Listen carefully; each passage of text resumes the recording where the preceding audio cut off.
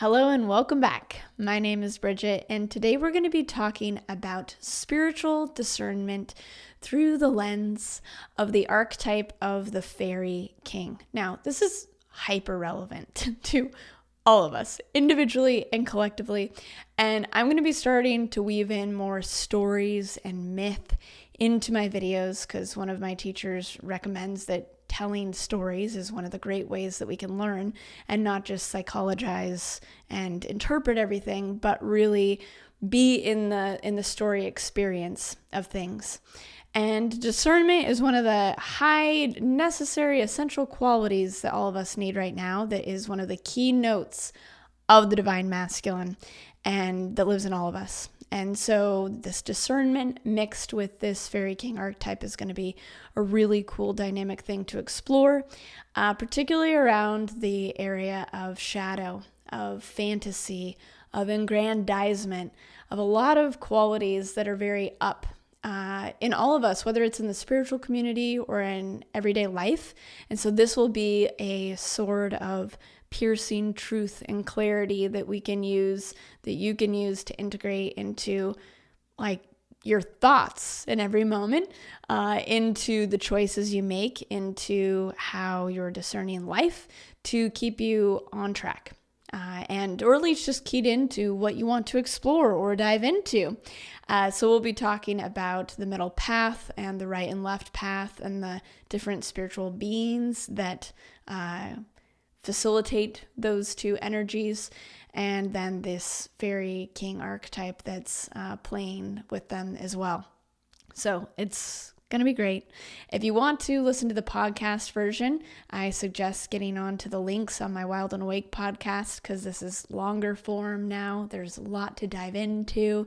It's story time. So if you're not going to be on YouTube watching the whole thing, I highly suggest that.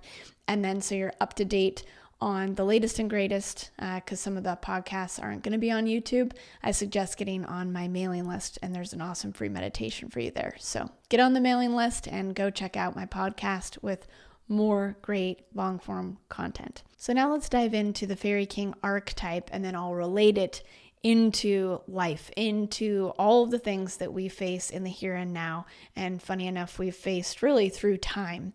And one of the great ways that you could, I think, sum up part of the Fairy King energy is all that glitters is not gold. And this idea of illusion, bewitchment, enchantment, those kinds of energies.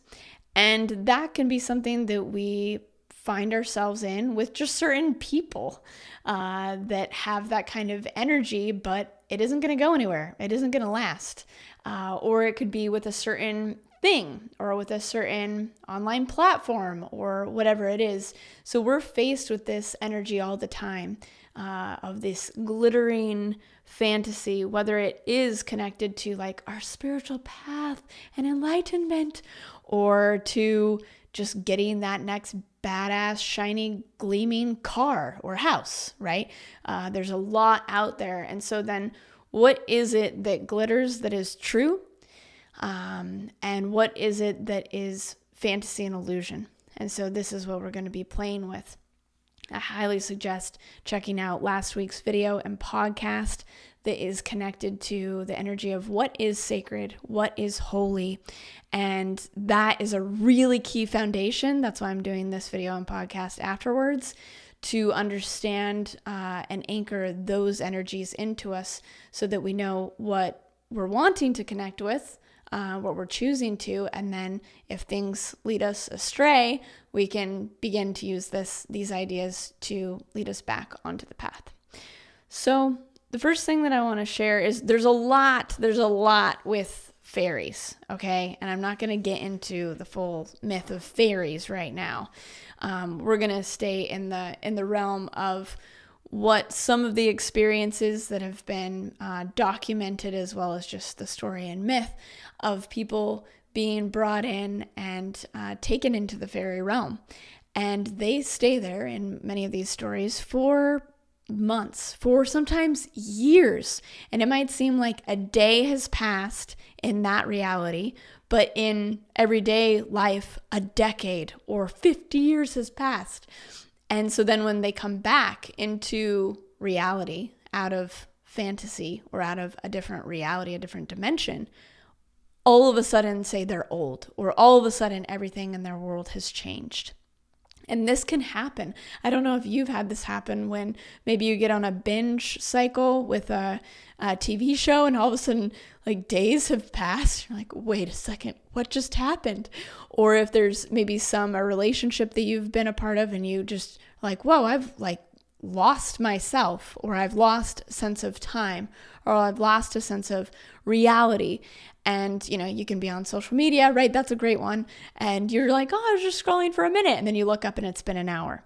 So this is a great example of what this idea, this archetype is, of this loss of time and space, and really a loss of sovereignty, you could say. Now, the important thing to realize about all of this is it's very, very nuanced. I think the Christianized, more latter philosophy and energy has made things very oversimplified. This is dark, this is light. And even in early Christianity, it was never that way. There's so many more nuances to it. And there's a purpose to everything. There's a purpose to everything. And in last week's episode, we talked about how everything is sacred. So I want to start by saying some of what the purpose of the fairy realm, or this illusionary realm. I'm mixing them up. It might not be the most clear, but I'm using it to illustrate this point. I want to talk about the purpose of it. So there's this particular fairy king. His name is Gwyn ap Nudd, and he is the king of the Welsh fairy race. And this is connected to the Avalon legend, which is connected to Glastonbury, where I just was. And it was so evident that that was being manifested in some of the people in the community there that I went digging for this story to help illustrate to the group why one of the sites was energetically closed to us, because it had been kind of like in a way taken over by this other energy, by this energy of fantasy, which was seemingly spiritual and of service, but in reality, it was spreading more shadow and negativity. And so it led me into this, and it led me to exploring that part of the key to this particular fairy king and his purpose is that it's an inroads to the underworld. So we have many different paths that we can take. And a lot of people say that all paths do lead to the one. And there's just different ways of getting there. And for me, I choose the path of grace. I choose the middle path of balance. That's my path for this life. And of course, I get swayed and off track at different times, and there's really great lessons in that to come back on track. Now, some choose the path of shadow, or the path of the underworld. And you've probably felt this. I've experienced it before, where you just are staying in the dark night of the soul for too long, or you need to hit rock bottom and experience ultimate darkness or challenge to get through something. And in reality, you didn't really ever have to do that. Some things are essential and some things aren't. And so this is an opportunity in the discernment category to choose our path. And so the path of shadow, or the path of the underworld, is valid. It is essential. It has purpose, and it will lead towards our ultimate soul expansion and soul goals. But we don't have to do it, right? We don't have to. So it has also other purposes. It's not just for us, like these different interdimensional beings, as well as realities. They all have their purpose. They're serving their purpose. So I want to get to that. And it is said that in the tradition, this Gwyn, he is a guide into the realm of the next world and of rebirth. and which was central to the Celtic view of the universe. He is also a guide from the next world back to this one. So he's leading souls. He's leading souls to the next realm and kind of picking them up, whether they're just dying or going towards that. He's using that and moving them through the reality, and that's one of his purposes. So there's a greater purpose that is for benevolence, you could say. And some of the time, humans get caught up in that and then have to spiral down through the underworld or through the shadow to then be retrieved and come back to themselves and have learned from those lessons and then put together the pieces or the lessons they've learned, right? So I want to share a story of this Gwyn and his connection to this monk. It's a little Christianized, but again, I want to start sharing more stories to deepen our experience and then apply it to our lives, but let it actually marinate and gestate and brew and steep within our internal experience, within our souls, so that when we apply it or when we tune in and feel these things that are in our everyday lives, we can see and match that resonance of how these stories and myths stir within us. So this is the story of Saint Colin, and again, this is connected to Avalon and Glastonbury. In this, it talks about the Tor, and the Tor is a very sacred mound. It still exists there today. That's where I took everyone on retreat. And it has some of the most ley line crossings of any place on the planet. It is just, the whole place is really otherworldly. It's one of the most otherworldly places I've ever been.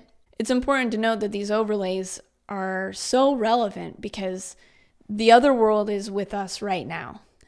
With social media. Augmented reality is the other world. It is another world. It's something that isn't manifest, say, from this physical nature reality and another race of, say, like alternate light beings. It is something that, humans have created, and it has its own life and source. So you can think about it that way a little bit, just so that there's a little bit more relevancy, so you keep listening. But there's a lot to this, and I want you to keep listening all the way to the end, because we're going to be going into the different sides of the middle path and just go deeper into this. Okay, so one day, St. Colin, ex-abbot of Glastonbury, having taken up a hermitage beside the spring at the foot of the Tor, this amazing sacred mound, overheard two peasants talking about the castle of Gwyn ap Nudd. They said it was concealed within the Tor. The king of the fairy held court there and welcomed folk to its shiny towers. But strange things would occur. A person could enter the castle for what they thought was but a night and a day, but not return for many years, if they returned at all. The saint dismissed this talk as superstition. In fact, he said it was the work of the devil. The men were perturbed by this. They warned Colin that Gwyn was upset by lesser things than that, and he might have to answer for it. Sure enough, the very next day, a messenger appeared at Colin's door. He was human, but not quite human. He carried an invitation for Gwyn for the saint to visit the castle on the Tor that night. The saint refused. The same thing happened the next day. But when the invitation came for a third time, Colin knew that he had to go. Third time's the charm. Literally. He filled a phial with holy water and made his way along the path that led up the Tor. He passed through strange mists, entering another dimension. Somewhere near the summit, he was conducted through an entranceway and into a shining castle, the shining castle of Gwyn ap Nudd. It was the fairest castle he had ever seen. It had the best appointed hosts, many musicians with every kind of instrument and string music. It had horses with boys on their back, and the fairest in the world, and girls of noble aspect, lively activity, light-footed, light-dressed, in the flower of young age. It had every dignity that was known to the court of a powerful king. Colin was taken into the great hall where a feast was in progress. Music played and finely dressed fairy folk enjoyed themselves. All the fairies wore red and white, the livery of Anwen.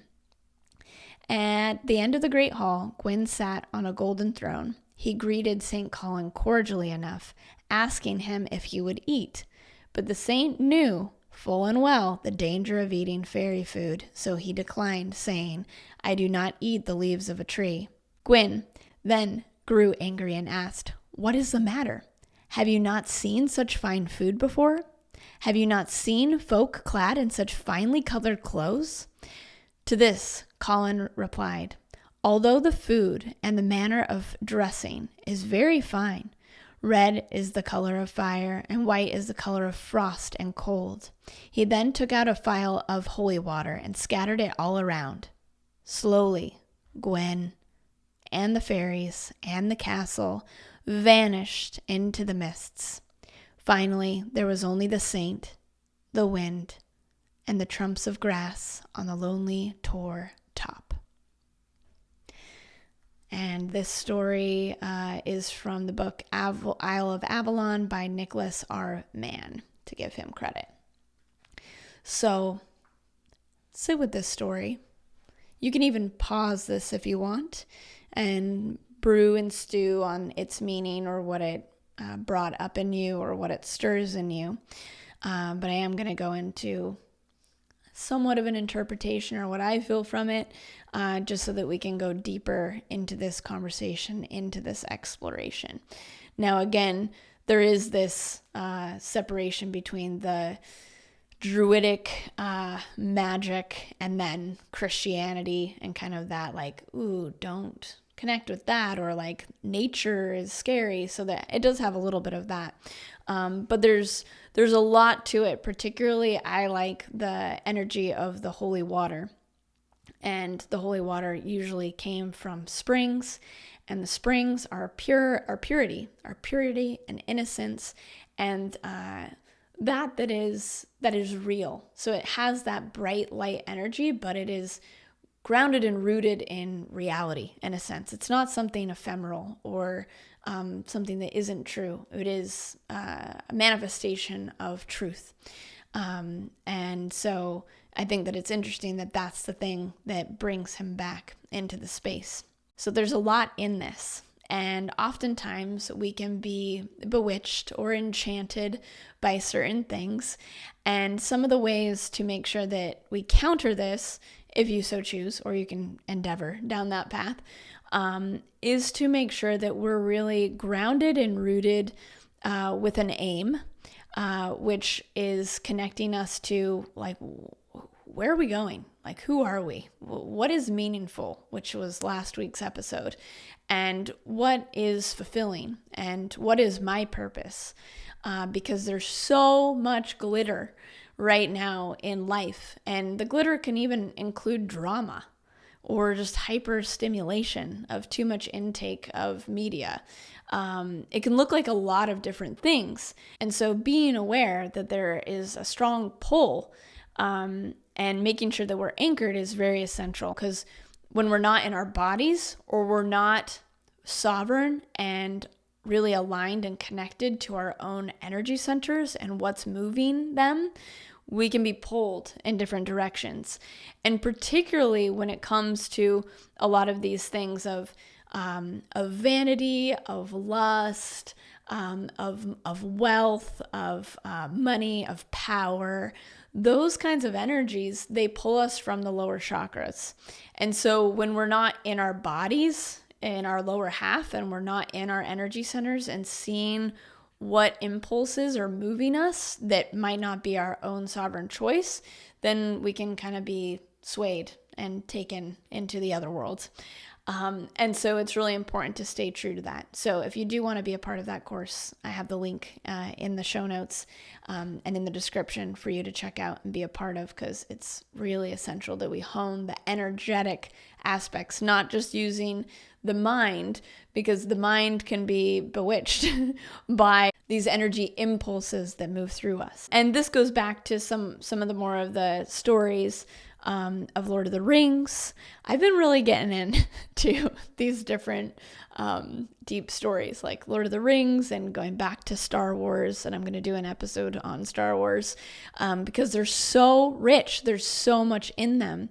And this is a great example of where the Lord of the Dwarfs and then as well the fixation around the ring comes in, and almost everyone gets bewitched by it. Like, it's just so tantalizing.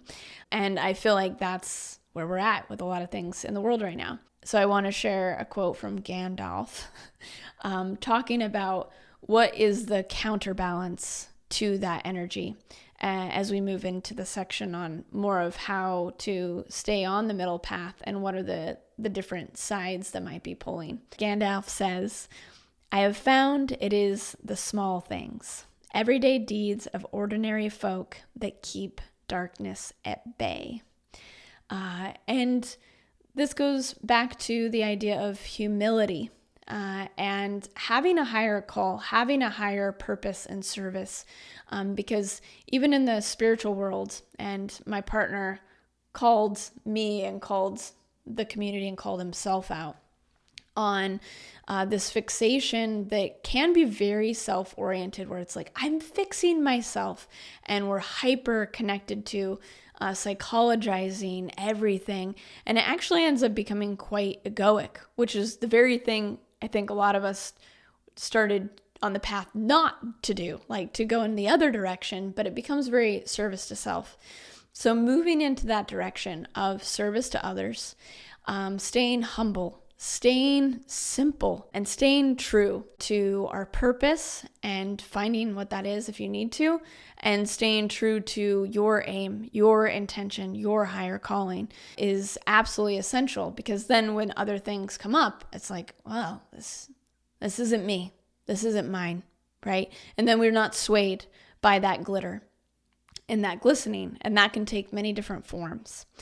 So now I want to move into the conversation, which I've talked about in another video, but this is worth repeating a bunch of times, and many of you probably haven't heard it before, which is the middle path, which is the Christic path.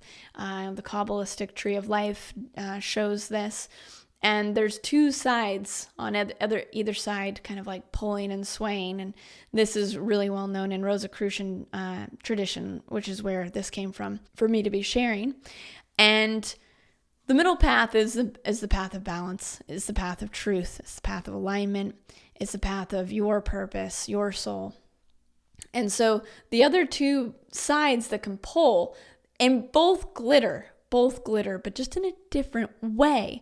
And this is where the nuances of the shadow are so important to understand. So on one side of the path is the Luciferic path. Now, there's a lot of different definitions of these words, so don't get stuck on the word, but we're going to use it for this example. So it's the Luciferic path, which is the path of false light. So you can think of it as false light is one sway on the side. And then the other sway is the Ahrimanic path, which is more connected to carnal, hedonistic, just very deep physicality. So like very physical, and then the other side's very light. And again, if we just think of things as dark and light, then that's not going to work. We're going to get tricked by this bewitchment, because on the false light side, there's certain energy programs and certain beings that are not necessarily malevolent, but they're thinking, they feel that their higher call is to pull humanity into the light, which often can mean not being in their bodies and not being physicalized. So it's like the extreme, right? And they think that that's kind of like best, where like it's lower to be in the body. And so this is so prevalent in spiritual community, where it's just like, I am not my body, and like, I don't even need to eat, and I can't tell you how many people I see that are just like not eating, not in their bodies, not clear, in the head, and thinking that we're doing the right thing or the higher thing. And this can get really nuanced. I guess I'll say like a few examples where it can go too far. There's real high benefits to fasting, to different levels of dietary cleanliness. You know that I'm all for that. But it can get so far where it's like, it's actually better if I never eat, or if I only eat leaves. And it's like, is it? Is that going to lead to embodiment so that you can really anchor your soul, your essence, and align and have the energy and have the passion to take action on your purpose, your higher calling? And the answer is usually no. But sometimes it is certain people's path. I just told a story of like a saint, or there's lots of people in previous times that did hermitage and did extreme fasting and stuff to be with spirit. And that is one path, that is one part. And again, that all leads back to the one. But it can be too much. And again, it can be in that fixation space where it's all about you. And it's like, I'm saving the world, changing the energy grid of the planet. And it's like, yes, that's true. And there is physicality and there is action, because when we are in true alignment, that means that we're in action on all levels, in our physical life, in our physical actions, as well as our mental, spiritual, emotional intentions. And it translates and it filters all the way through all aspects of us. So it can be one of those poles that take us out or aggrandize yourself or spiritual people or whatever, creating judgment towards anyone that isn't that, lesser than thou. And so that's an important thing too. So you can just see that it can be like, ooh, like just become a bit off. And so that's something to look for on the Luciferic path, where it's light. And so it feels like it glitters, but it isn't what we're necessarily seeking, or at least what I'm advocating here for more of the middle path approach. So now there's the other side, which is connected to hyper-physicalization. And there are spiritual beings that are wanting, they think that it's like all about physical. It's all about anchoring in that way. It's all about pleasure. It's all about all of these things. And that has its own darkness. There's like the false light darkness, and then there's the over-physicalization and the too much success, like where it's too fixated on money, on pleasure, on power, on these different things, to where then we lose sight of the balance, and we lose sight of light and spirit. And so that's something to look at too, because that's very rampant in the world and very rampant in the spiritual community, where it's like, I just am going to go for like pleasure. I'm going to just like biohack my way to enlightenment. And all of those are very essential pieces, but it's how can we keep them in balance to not become enchanted by all of those things as well. And I definitely have been there. I have been there, and on all the different levels. And that's where the more aware we become of these things, the more that we can have the ability to choose what is most aligned for us. And then as we swing back into the middle, on that middle path, again, in that space of, yes, it's all about light and spirit, and it's about chop wood, carry water. And I think that looking to the archetype of Frodo or Bilbo is a great archetype of seeing how we can be of service, we can be humble, we can still play in a big game in a powerful way. Like, they are in very powerful roles. They end up being very wealthy and very successful. So they definitely achieve on that like physical level, and they also are gained access to these really powerful spiritual experiences as well. And the way that they stay on track and the way that they are granted access as well to all of this is because of their devotion and dedication, even if sometimes swayed, by the middle path, by humility, by staying clear in these moments where others are just like, gold, this, that, right? And being able to see in a deeper way beyond those things. And part of that is seeing nuance. Part of that is not just seeing light is light, but seeing beyond it. And there's something very real about this in the energy within the Celtic Isles and that land and that location, as well as in the nature there. And one of the places that I went to was an enchanted forest. And there was nothing that I wanted more than to just go absolutely roll around in the moss in this magical, vibrantly green with springs and butterflies, this location. And then I looked beyond it, and that was the realm of the fairies. That was their designated space. That was their realm. And I knew that it wasn't for me to go enter there. It wasn't for me to get lost. And it almost feels like being drunk, like honey drunk, like kind of high sugar drunk, to be in this energy.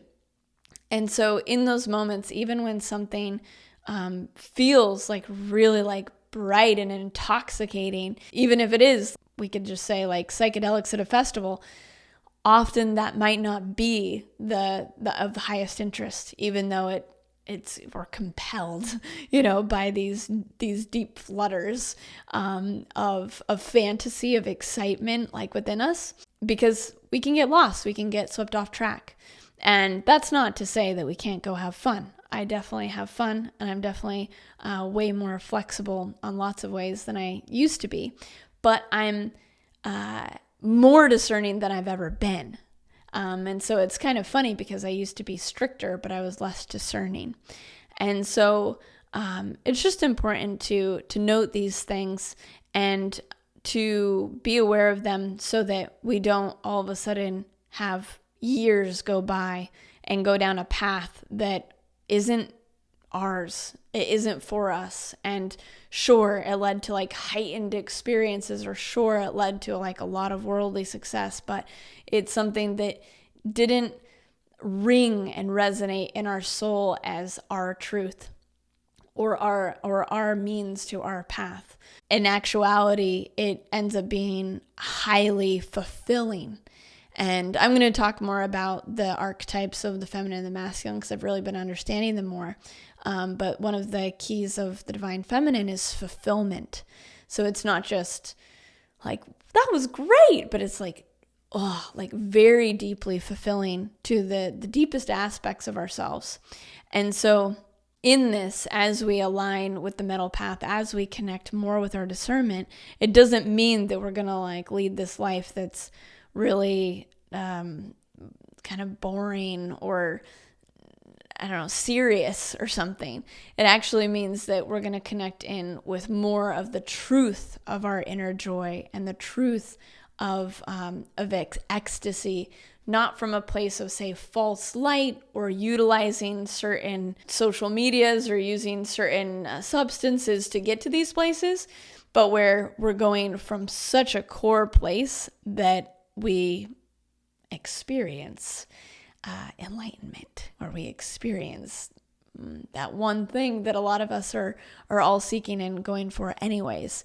Because I think in these moments when it's like, I have to give something up, then it's a loss and it's a death. And in a sense it is. It is a loss and a death, but there's something wonderful to replace it. There's going to be an intermediary time in the abyss mystery of the unknown, but continuing to follow that true soul inner call will lead to joy and ecstasy, and will lead to really clear, balanced alignment. There you have it. It's been wonderful connecting with you, and I hope that everything came through in a good way that you can integrate and bring into your life even more of this discernment and understanding of the nuances of shadow and choosing your path and clarifying what your path is even more. and I will be consistently here now. I don't even want to say it because I just want to show you that that's how it's going to be, but there's something that was relit in me, being in my ancient homeland in the Celtic Isles, an inspiration that has been waning, has not been there as prevalently since COVID, and it took returning to those lands for me to get back this inspiration. So now I feel that, and I will consistently show up and share. So thanks so much for being patient with me and returning, and sending you lots of love. Talk to you next time.